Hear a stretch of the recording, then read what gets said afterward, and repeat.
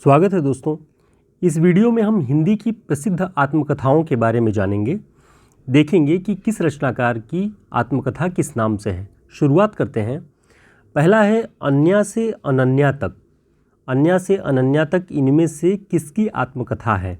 Option है मैत्रेयी पुष्पा, अनामिका, प्रभा खेतान, महादेवी वर्मा। इसका जो सही उत्तर होगा वह है प्रभा खेतान। अन्या से अनन्या तक प्रभा खेतान जी की आत्मकथा है। दूसरा प्रश्न है एक कहानी यह भी। एक कहानी यह भी आत्मकथा की लेखिका कौन है?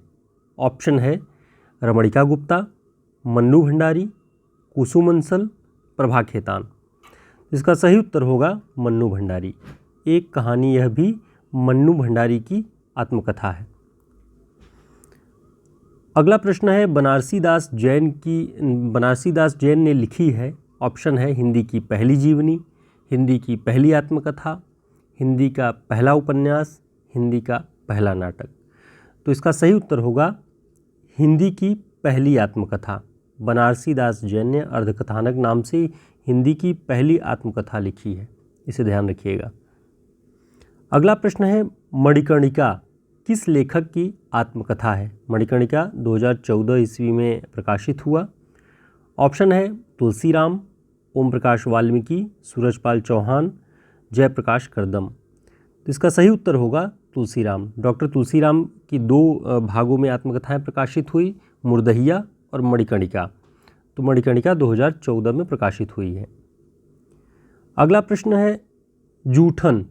जूठन किस लेखक की आत्मकथा है? जूठन 1997 ईस्वी में प्रकाशित हुआ।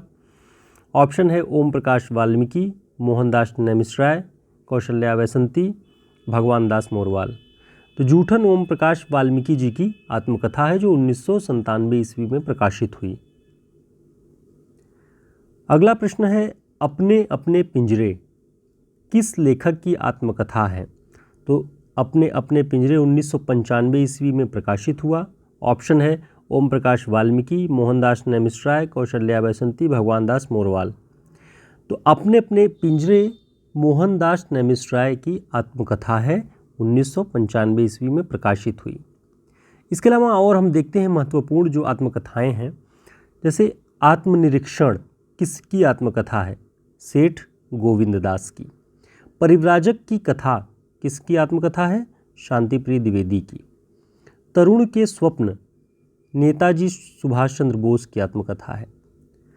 तिरस्कृत संतृप्त दो भागों में तिरस्कृत और संतृप्त नाम से सूरजपाल चौहान की आत्मकथा है।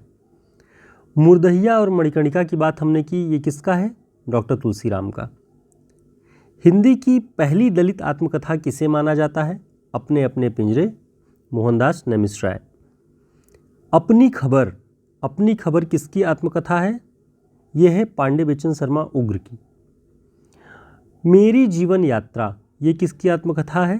राहुल सांकृत्यायन के। ये सारी आत्मकथाएं बहुत महत्वपूर्ण हैं, इन्हें आप ध्यान रखिएगा। अगला प्रश्न है, इसमें आप देखते हैं आत्मकथा के क्रम में क्या भूलूं क्या याद करूं, नीड़ का निर्माण फिर, बसेरे से दूर, 10 द्वार से सोपान तक। ये हरिवंश राय बच्चन जी की आत्मकथा है।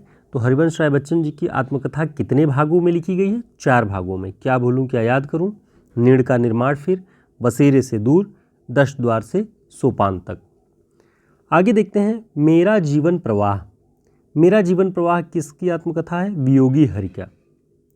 झोपड़ी से राजभवन ये किसकी आत्मकथा है? माता प्रसाद का। अपनी धरती अपने लोग ये 3 भागों में लिखा गया है। रामविलास शर्मा जी की आत्मकथा है, 3 भागों में। अपनी धरती अपने लोग। सिंहावलोकन किसकी आत्मकथा है? यशपाल की, जो 3 भागों में है। ठीक, यशपाल जी की आत्मकथा सिंहावलोकन, रामविलास शर्मा जी का अपनी धरती अपने लोग, ये 3 भागों में है। मुड़ मुड़ के देखता हूँ, मुड़ मुड़ के देखता हूँ ये किसकी आत्मकथा है? राजेंद्र यादव की। आगे देखते हैं गालिब छूटी शराब। गालिब छूटी शराब किसकी आत्मकथा है? रविंद्र कालिया की। रसीदी टिकट, रसीदी टिकट किसकी आत्मकथा है? अमृता प्रीतम की। कस्तूरी कुंडल बसै, मैत्रेयी पुष्पा की।